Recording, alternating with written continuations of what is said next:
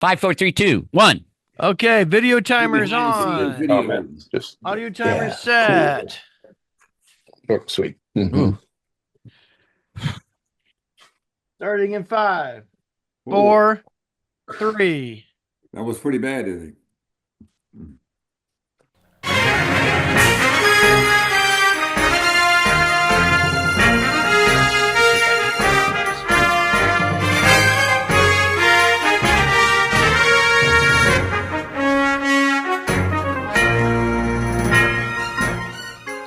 Welcome to Third Side Convo with your host, Bob Phipps. Your panelists today are Ted Johnson, Jeff Nolan, Peter Gallo, and Michelle Walters. And now, your host, Bob Phipps. Good evening, everyone, and welcome to Third Side Convo. Tonight, we're diving into one of the most significant political shifts of our time, the rise of what's called the far right across the globe. From Argentina to Italy, Germany, and beyond, movements once considered fringe are now influencing policies, capturing not only headlines, but votes.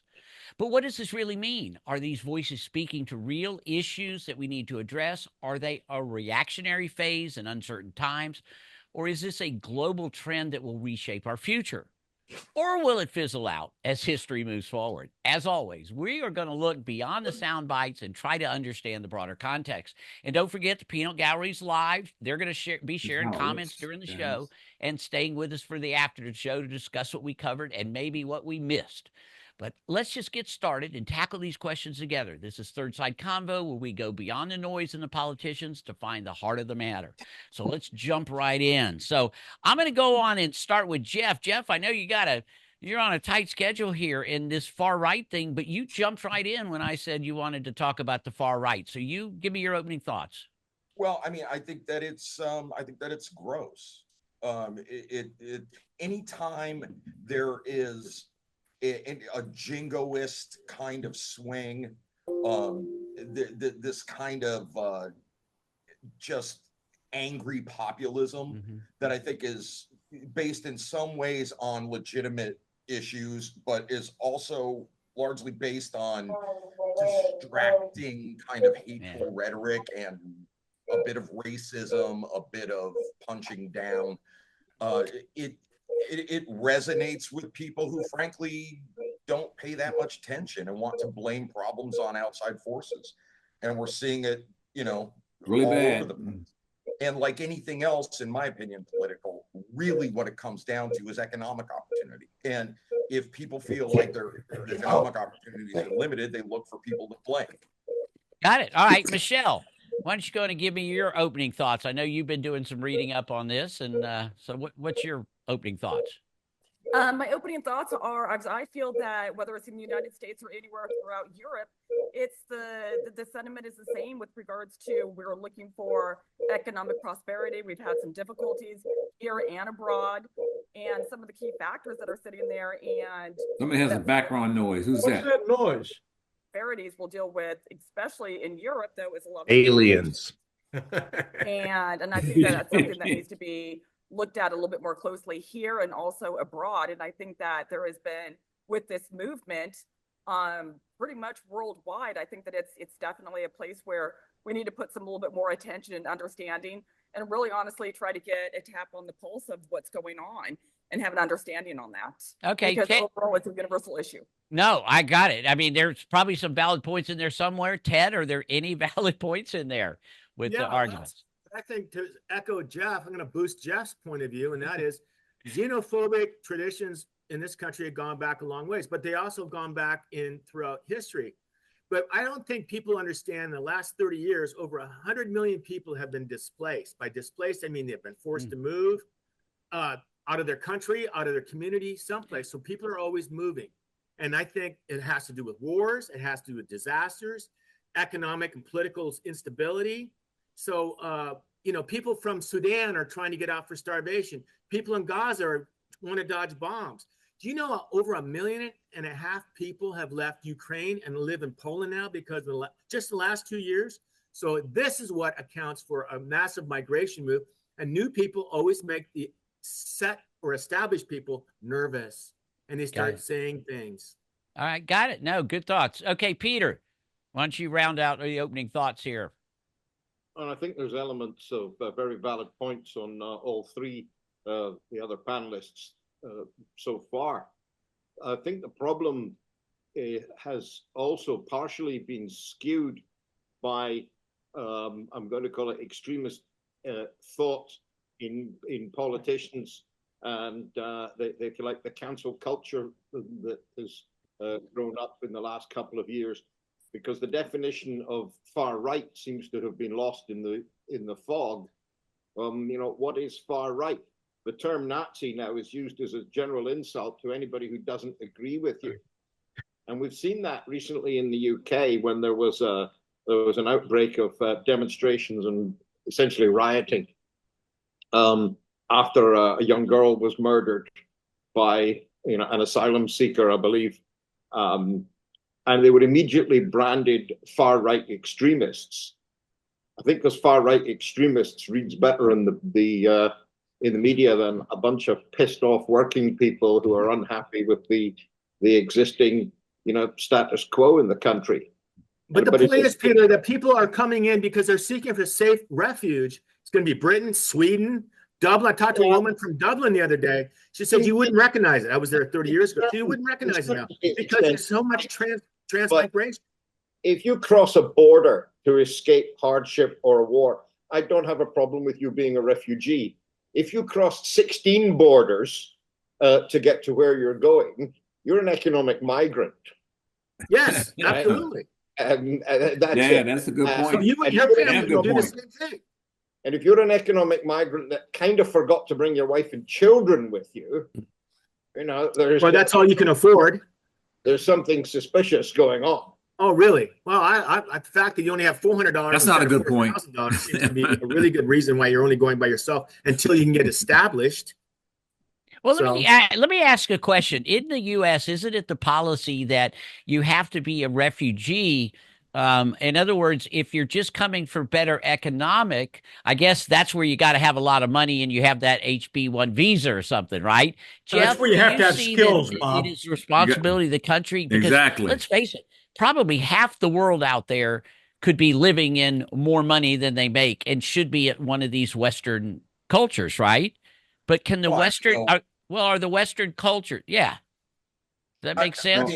I'm not sure I understand Big the question. difference between being forced out and then move out. I just think that overall, it's easy for politicians, right-wing politicians in particular, because they're the ones who happen to have made use of this, to point and scream at something, and sometimes it's valid. Like what Peter just said about a refugee crossing 16 borders is an economic migrant. I agree with him on that. And but it's easy to point and yell at them because it's proven to get votes and to get power and consolidate it. Look what's happening here right now. That let's not get into that. A certain group to come into power as of Monday, I guess. And that's a mess, man. I thought we weren't going to do that, Bob. All of the initial I thought we weren't going to do that, Bob. That's being put forward does not address any of that. It addresses what we do for billionaires and oligarchs. Okay. Michelle. Follow the money as well. Michelle, do you understand the other side here on what they're saying is that if the person is if the person wants to come to this country, we should always let them in, I guess? Is that, it's so I think that at the core of this it's one of those to where right now we have economic unrest, and with a lot of the immigration, I think that it's threatening that. It's it's threatening the security of with us and the people that are in Europe, and people are really honestly trying to sit there and figure out on how are they going to deal with all the social issues, how are they going to deal with, where do we put them? How do we deal with the welfare? How do we deal, how do we effectively utilize the immigration policy to where it's not putting a strain on the current economy. To where that's what I'm saying is I feel like the residents and the citizens of whether it's going to be in the United States or whether it's going to be in Europe, they are having discourse because they don't necessarily feel that they can completely absorb all of this in a fashion that's not going to affect them negatively financially. Michelle, I got to disagree with this. I tell you what, there's 12,000 homes that just got burned in LA. Yes. You know, there's going to be a massive need for carpenters, concrete people, stone, bricklayers, everything. You know where they're going to come from? Exactly, Ted. As soon as you get the fact that people are going to realize this is an economic war and we need people to do stuff like this more than we can provide as a country. This goes back to the sociology major should have learned to trade. Soldiers from other countries help us. Okay. British. And we need something. How are you going to help man? The philosophy major maybe should have learned something. When all these carpenters and stone layers and everything come in from Mexico, and the first convicts say, no, we got to deport these too fast now. We'll see how that plays out economically. The thing is, California building codes, but it's a bad time for the Trump administration. He's already changed them. He's already changed the building codes. The law Try a metal roof. I hear it only takes a year to get a building permit. Plenty of joiners and well, they're going to waive that. Put water in the Exactly. We should not as many are going to be needed. Well, I know way short. Somebody need to put the brakes on the immigration reform. Essentially unskilled or unproven labor because some you think idiot they're skilled carpenters? You think they're skilled plumbers? Don, I don't think so. In LA. Okay. There you go. That's a good point. What's the priority? Because I think a lot of the immigration issues, which are now being sort of held up as some kind of far right, drum for banging, were probably inspired by far left policies and virtue signaling the last time. And the conspiracy theory is to flood the market with immigrants, undocumented aliens from South and Central America. We all know which direction they'll vote when there's an election. But Larry, I can't hear you. Bad time for the far right. Larry, your microphone's. And you want to hear the rows that start in this country. Larry, your microphone's cut. There you go. All right. This way. I'm just one last thing. When Santa Rosa, parts of neighborhoods of Santa Rosa, complete blocks of suburban development were burned down 6 years ago in Santa Rosa. An architect friend of mine goes up 2 years later. I know. He's walking through these neighborhoods. All you hear is saws, trucks going in and out, everything. You know what? All you heard was Spanish. Yeah. And all those guys came up from Mexico and they're making $40 an hour instead of $80 an hour for U.S. Hey, Ted, we're here in Florida. We understand. It would be nice to, have learned Spanish. And if they're here illegally, Brad, we need to take our first break. But this is a great start. And then we'll be back. We got to hear from our sponsor. Please subscribe on our ThirdSide.com, YouTube and Facebook. And we will be right back after hearing from our sponsors. Thank you very much. Corona Cigar Company is your one-stop. All I know it's going to be a bad time for the Immigrant Reform Act, the hit. It's a bad time for it. Well, you say it's a bad time. I'm wondering how many of them could provide any skilled labor to help. A lot. You think so? Okay, you've surveyed and you know that they're plumbers, journeyman carpenters, finished carpenters, electricians, etc. I mean, I'm an engineer. I think I know something about it. So why don't you tell me that you've surveyed and you know that these people are skilled people rather than migrants who should be picking lettuce? Okay.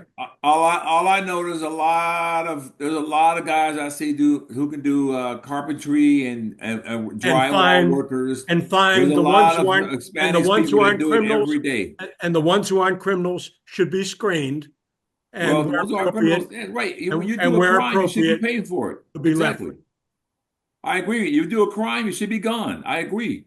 But there are people who don't do crime. All right, I'd like to dig in a little bit. There was a very interesting vote in Congress Peter said, and possibly ask Ted and Jeff to weigh in on this. But Peter, you said something about the fact of kind of painting a broad brush and that, X amount of people are now being considered far right. Yet aren't there a bunch of really far right nut jobs that nobody wants to claim, right? I mean, you've got white supremacists, you've got you've got neo-Nazis and all these other things. But is that happening? And then I'd like Ted and Jeff to respond to that.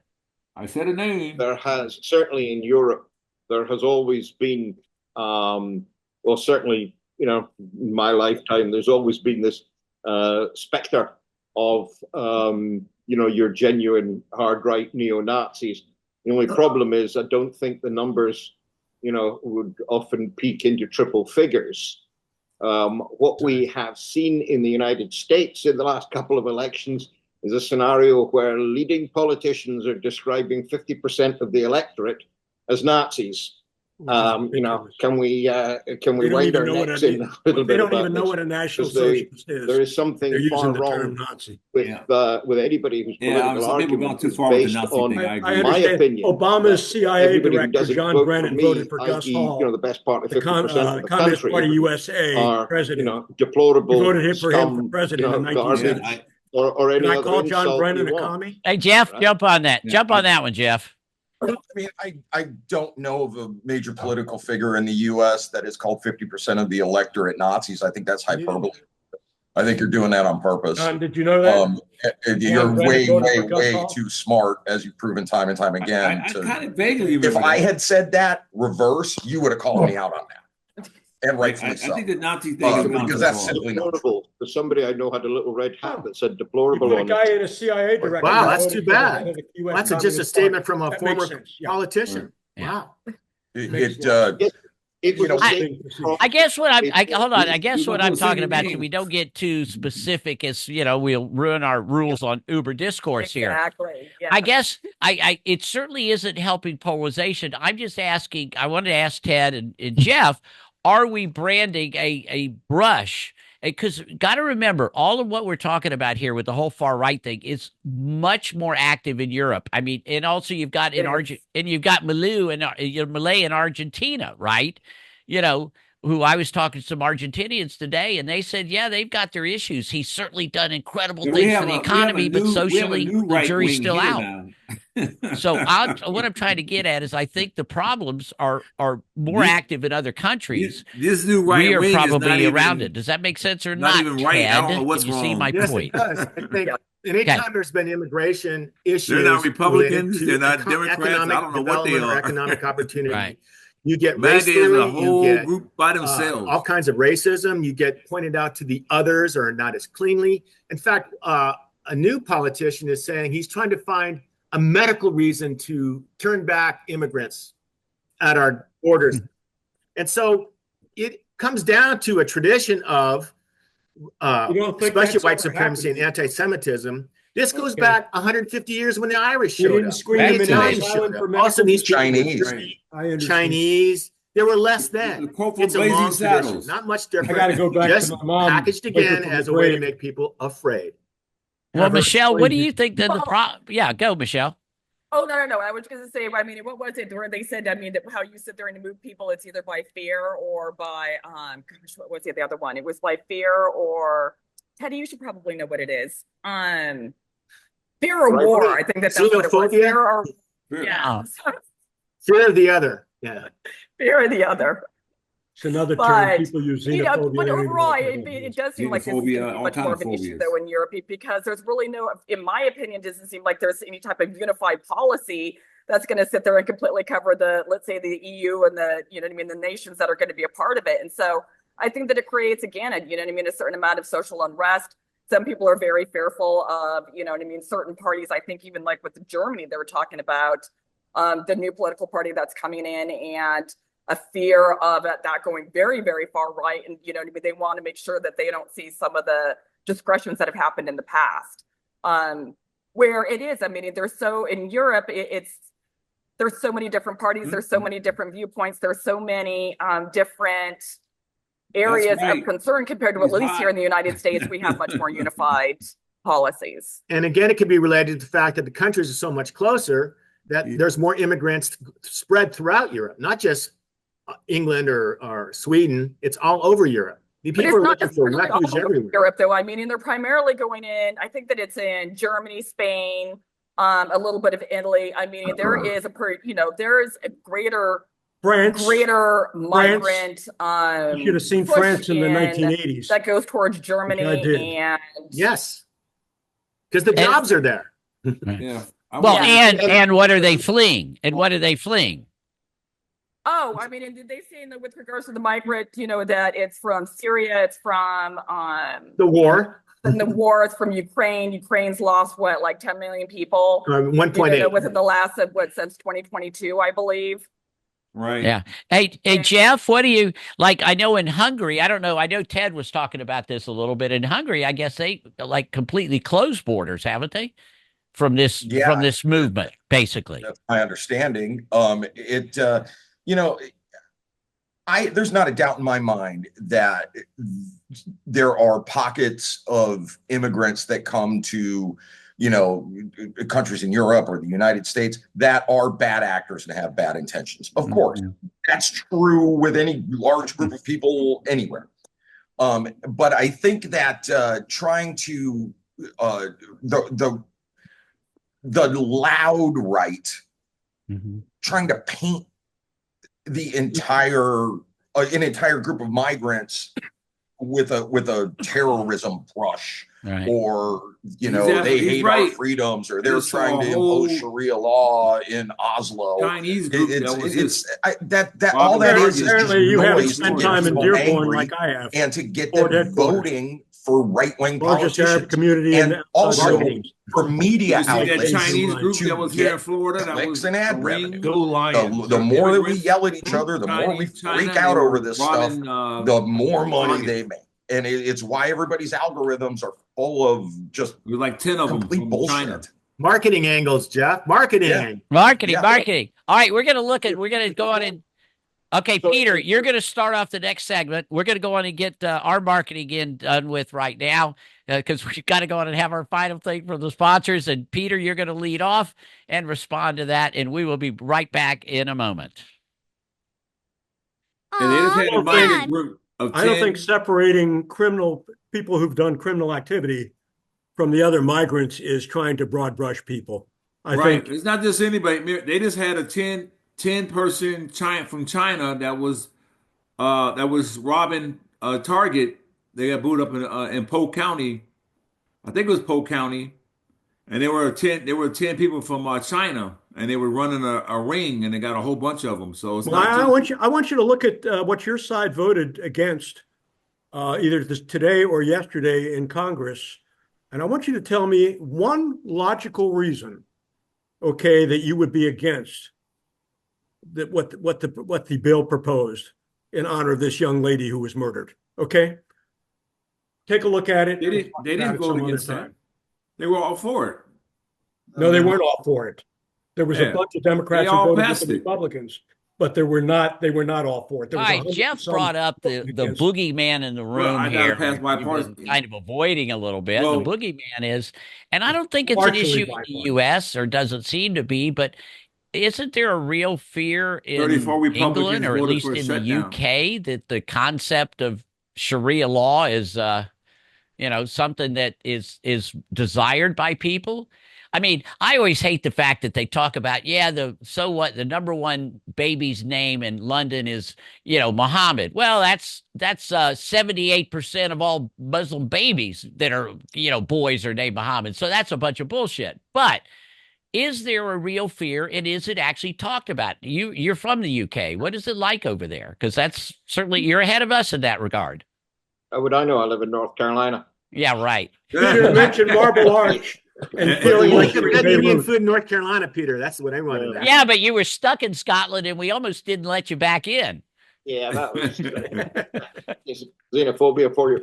No, I think the Sharia law argument it simply attaches because of the visibility of the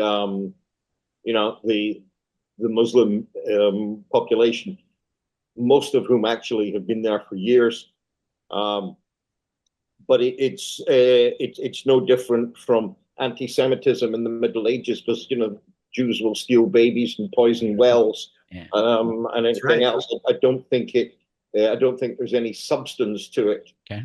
It's just a convenient label. But there's a danger, I suppose it's too strong a word, that we're equating the problem with a race and immigration issue, because the irony is about the far right is all to do with, and I mean, if you look at the politics and the government structures of Nazi Germany, was essentially all to do with political control, control of industry, control of population. One of the factors that contributed to in the end the military defeat of Nazi Germany was the amount of bureaucracy and paperwork there was for the manufacturer just to change a set of spark plugs on a Panzer IV. There was 16 government bureaucrats stamping forms and granting permissions. Well, Peter, do you think that that's a Nazi thing or just a German thing? No, I think it's the irony is It's a German thing. I would. Countries in terms of who is more for government regulation, right, and control and piling on regulations. Look at California. You might as well. Look at we go. Here we go. Yeah, look at California. One year to get a building permit, not too bad. California, don't you, Peter? Not too bad. And what you read, 1 year to get a building permit. That's going to You know, change. Newsom just canceled all building guidelines to help LA rebuild. You don't know that. Okay. They'll Well, cancel. are there new They were building gonna- they were guidelines? gonna fast track the Where are the new process. building That's guidelines? right. As long as you have the same type building, if you're not making any major. Exactly. Same materials. Right. Yeah. Newsom Yeah. will muck it Same up. stick-built homes. Gotcha. Beautiful Well- house, By the way. It'll Well, burn you right know- down. Got it. Oh, okay. Well, you know what? With all of the, it's so funny with the media these days, though, we're seeing things real time. Everybody's paying attention right now, for example, to the confirmations, and we've got the wildfires. Oh my God, they're all over the news. So the Yes. political stuff has jumped in. And Ted, you're right about that. I mean, people don't know really what's going on out there. There's certainly things that need to be done. But what I want to, kind of finish with is just, I think I do agree with Peter in this one thing is that I think sometimes a big brush is used to paint far right. I'd love to keep the far right where they belong, which is in the sewer. Okay. But I guess that's what happens politically, but it's the same thing that the Republicans do to the Dems when they're, like the deplorable My thing we were bad. just talking about, right? Yes. That's what bugs me. That's why I do this show. Okay. See, I hate it. So Jeff talked about 50% of people being deplorable. How about 50% of the people being snowflakes for having an opinion about their feelings? Yeah. Everybody was a We agree with you, Ted. On that, we agree with you. The point is that the Save disparity the of fish. issues in this country is so great, so vast, that everybody's going to have an opposing to something. Yeah. So the issue is whether or not we view people as human and they have their rights, their opinions. It's whether those who get organized and make the vote changes, they have the real power. That's the way our system works. Yes. Mhm. No, you're right about that. I guess with the whole thing with this far right and far left, which, maybe that doesn't get talked, but it does get talked about, right? The far left was blamed for all the cultural stuff, right? The cancel culture that Peter was talking about was often blamed on the far left. And yet that got painted a brush on the people on the left, didn't it? Of course. Because it's a simplistic first Yeah. to the race line, first to the finish line, make a judgment, as opposed to let's wait until the real report comes out, or let's wait for more information. No, but what we need to do, Ted, is hear more anecdotal Do you evidence mean like of the one Mueller and person Durham that did report? something, right? That really proves the point. I know it. Michelle, what did you get out of we're learning about this week? We always enjoy. What did you learn that you didn't know?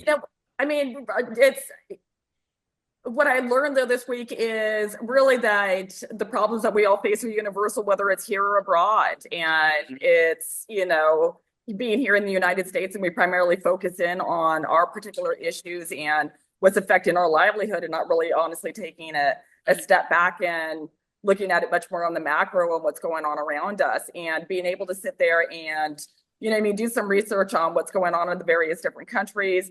Looking at the EU, looking at the G7, looking at all of the various different new fractions of parties that are coming in.